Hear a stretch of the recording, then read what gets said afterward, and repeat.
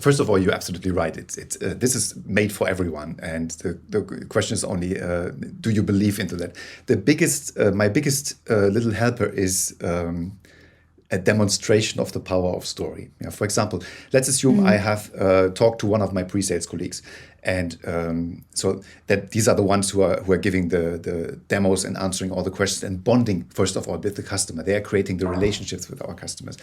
And if they are great storytellers, sometimes there's people sitting in the same room and they get amazed by the reaction of the customer. Yeah? If they are doing a really good roller coaster of emotions, telling the story, not like, and then you can click here and you can click here. And if you click here, then this happens.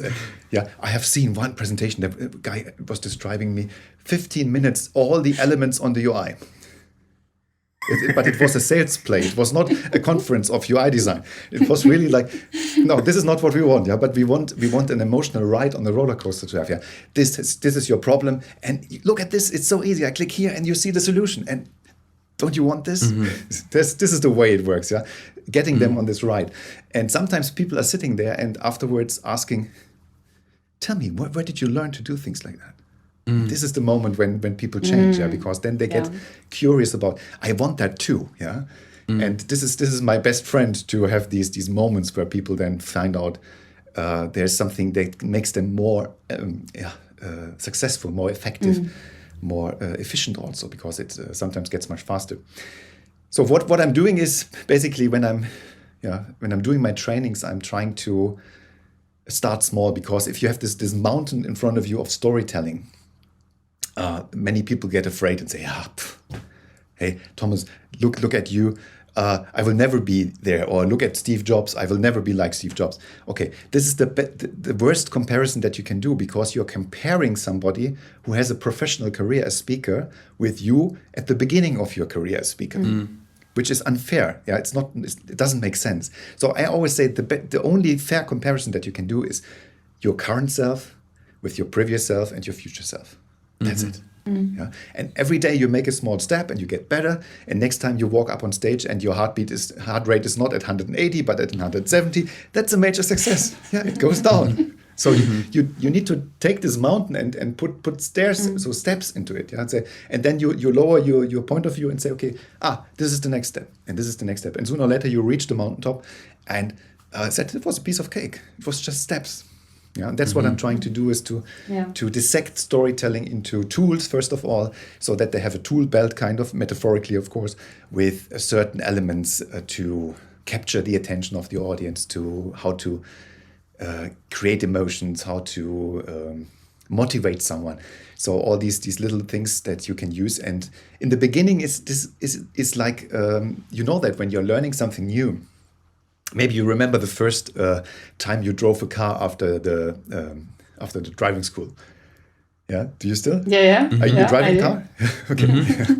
So for me, it was really like a big checklist in my mind. It was like, okay, what do I need to do first? Buckle up. Okay, then rear view mirror. Okay, it's good.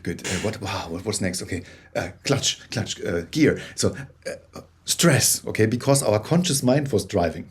Yeah, and this is never good, because conscious mind is very slow, powerful but slow.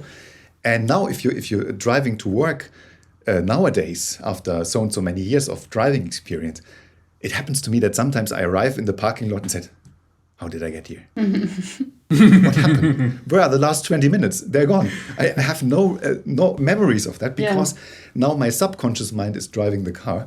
The so-called autopilot, not the one from Tesla, but the one built into your brain. And this is helping us to live our lives and to simplify this complexity around us by turning things into skills. And that is the same with storytelling. In the beginning, it's a bit clumsy, it's a bit tool-like. Yeah, so people notice you're using a tool on them. But over time, if you practice that a lot, and if you are giving you some time, it turns into a skill, and skillful art is always a pleasure. But in the beginning, it's like say with design, with paintings, with playing music, with dancing, whatever we learn is a bit robotic in the beginning, and then it turns into something beautiful over time with little passion, little practice, and then we're getting there. And so this is what I'm trying to do in my trainings.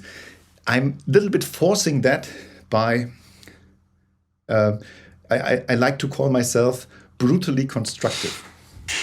So I need to explain that a little bit. So constructive is very important in my world for learning, because I think we are all, as I said, we are all storytellers. So we are coming with a certain level of storytelling, okay, which is great. And what I'm looking at is, what can we make even greater? This even is the most important word in this constructiveness, because we appreciate what's already great, we talk about what could be even greater, and then we give also a little advice from our own experience. How could you get there? And the best way of getting there is putting yourself in front of a camera, record yourself, and then talk about the recording. That's the moment when many people want to escape. They want to run away because, yeah. I remember the first time I was interviewed by our own internal TV channel, SAP TV. The moment the red light went on the camera, it's 15 years ago. When the red light went on the camera, I could not speak. I wasn't able to speak. Many people cannot imagine that I'm not able to speak when they know me. But I was completely shell-shocked, blocked. We had to go to a different place. I need to calm down, drink a glass of water, and then it worked. But camera is tough for most people, being in front of the camera, and that's the best learning you can do. So we're doing this in our workshops extensively. We're recording every day. We are watching the recordings, and the cool thing is, if you have 1 week training and you compare the video that was recorded on Monday with the one that was recorded on Friday, and they see the difference, that is the message to the brain. Hey, wait a second, I can improve, I can learn.